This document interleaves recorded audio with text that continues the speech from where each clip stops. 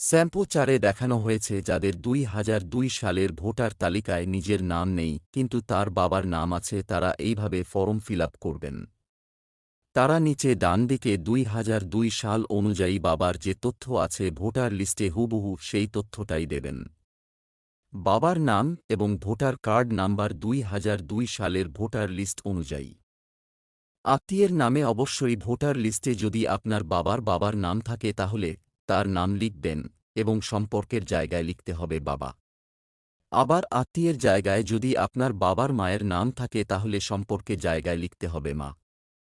এই জিনিসটা কিন্তু অবশ্যই মাথায় রাখবেন।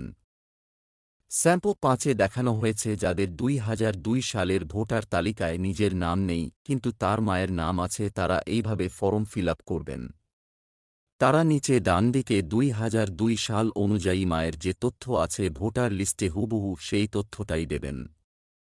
মায়ের নাম এবং ভোটার কার্ড নাম্বার ২০০২ সালের ভোটার লিস্ট অনুযায়ী।